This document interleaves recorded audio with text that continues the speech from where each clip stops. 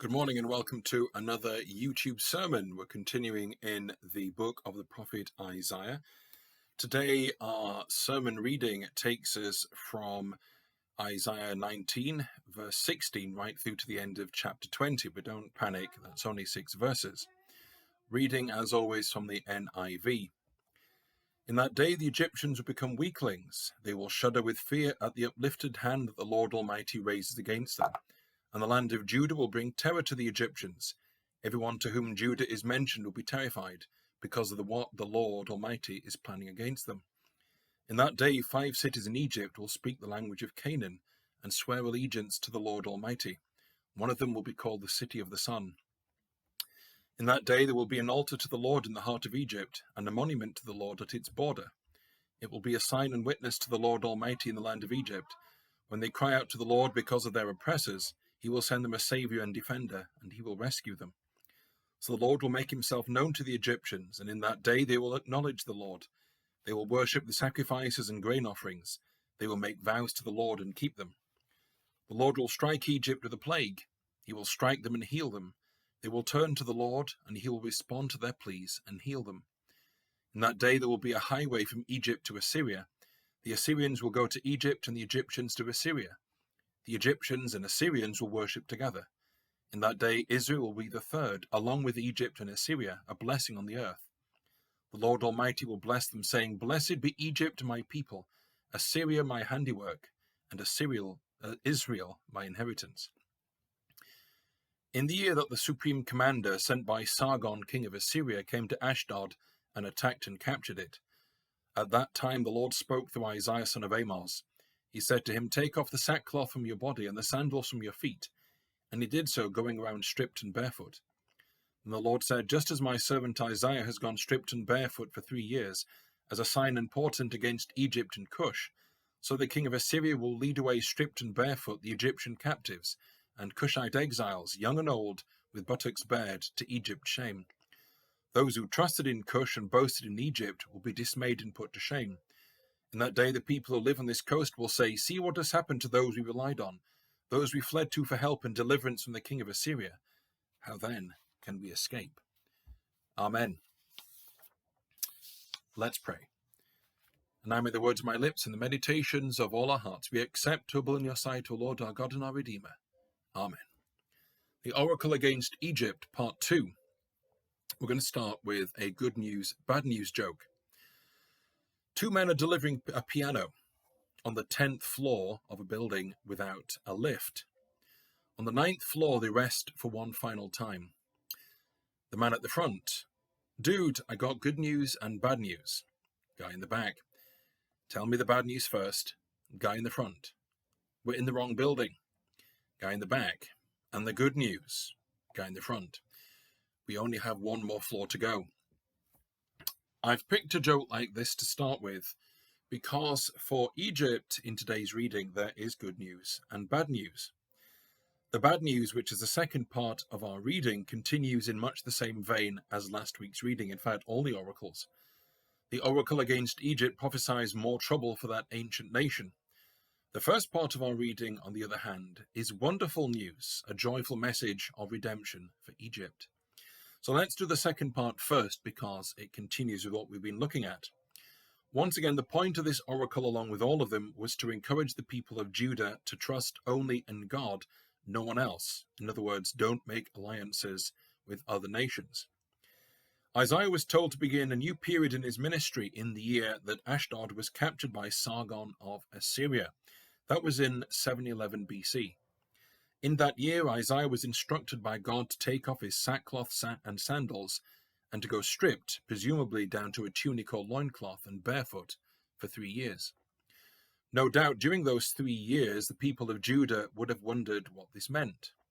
Knowing what the Assyrians were like, they might have tried to put 2 and 2 together and assumed he was enacting the fate of the people of Ashdod, who were captured and led away. At the end of those 3 years, when the Lord explained what this meant, they would have had a terrible shock. Isaiah was enacting the fate of Egypt. Isaiah even foretold what this would do to the pro-Egypt faction in Judah. They'd be terrified at the thought of being helpless in the face of Assyria's aggression. Who could they turn to now? They couldn't turn to any other nation, and they couldn't turn to Egypt. But that was the whole point. Why turn to Egypt when they could turn to the sovereign Lord? So that's the first thing to look at today, and it's something of a damning indictment upon Egypt. However, I hope it's obvious from the rest of the reading that there is a massive change of tone. We go from Egypt, the unreliable and untrustworthy, to Egypt, the redeemed. It begins with a change in the relationship between Egypt and Judah.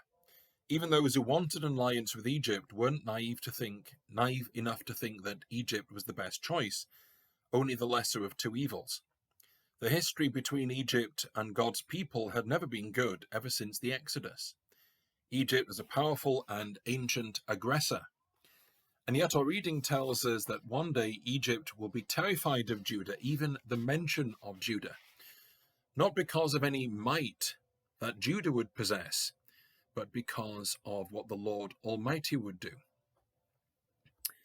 However, that fear and dread would eventually turn into something much more positive. 5 Egyptian cities would come to speak the language of Canaan, in other words, the same language that was spoken in Israel and Judah. That doesn't seem like very many, given how many cities Egypt must have had, but it was mind-boggling that any Egyptian city would turn to God and speak the language of the Hebrews, especially given that one of them is Heliopolis, the site of worship of the sun god Ra. And it's not just language.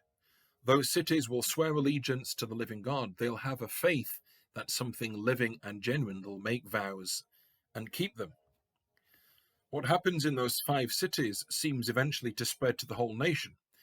In a future time of great oppression, the Egyptians will cry out for God's help, and he'll send a savior and defender to rescue them. It's what Abraham and Jacob did to commemorate God's mercy and deliverance. Sorry, I've got that the wrong way round. It also says there'll be a monument and an altar to the living God in Egypt. That doesn't look like formal Jewish religion. It looks like an impromptu reaction to God's deliverance. It's the beginning of a relationship between Egypt and God. The Lord will make himself known through his mighty deliverance, and the Egyptians will recognize the living God. And in that ongoing relationship, God will act to continually bring the Egyptians closer to him. He will strike them, which doesn't sound very positive, but it's discipline, and it's there so that they'll turn to him and be healed. As if that were not amazing enough, the change in Egypt will reflect a change in other nations and eventually across the world. One day there will be a highway between Egypt and Assyria, a route for pilgrims, it seems, as much as anything else. Together in this new détente, Egypt and Assyria will both worship the living God, and those 2 nations will be exalted alongside Israel and become a blessing on the earth. Egypt will be blessed by God and known as my people, Assyria as my handiwork, and Israel as my inheritance. You might argue that there's something very special about being God's inheritance, but those other 2 nations are obviously being lifted up by God. So, hopefully it's fairly obvious there's quite a contrast between those 2 parts to the reading, Egypt, the unreliable, Egypt, the blessed. But there is actually a connection. Even the promise of an Egypt blessed by God in the future served the purpose of all of these oracles. That's because the Egypt of the future will be very different than Egypt in Isaiah's time. Egypt will come to know, love, worship, and serve the living God, but that wasn't true in Isaiah's time. So why should Judah rely on a nation that doesn't know God and will have to learn the hard way to rely on him?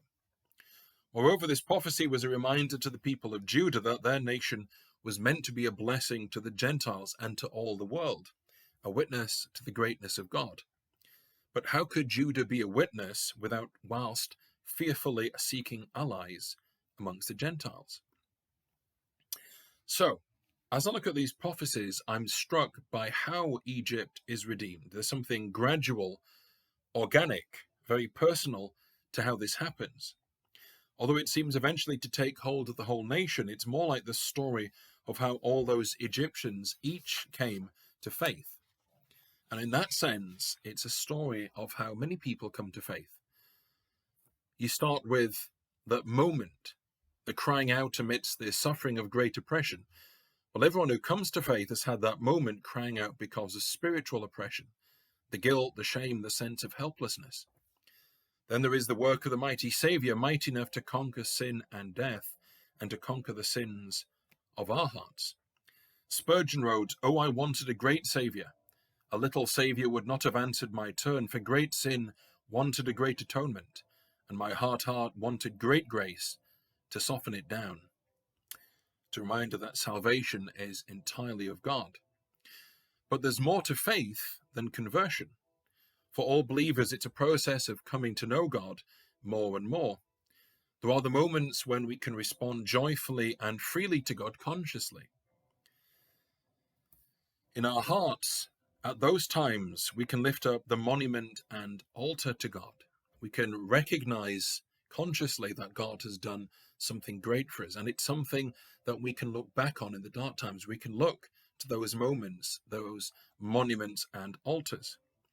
And there are those moments when we wander from the path, or our hearts become hard, and God has to discipline us, not for the sake of anger and punishment, but to draw us close once again. It's not just the story of future Egypt that speaks of the nature of faith, though. In the end, all believers are raised up by God and reckoned to belong to him. And what a strange multitude of believers we make. Some are like Israel, those who have belonged to God for as long as they can remember and who know him well. There were those like Egypt who have struggled long against God and his people, who have resisted the message of salvation until they finally give in.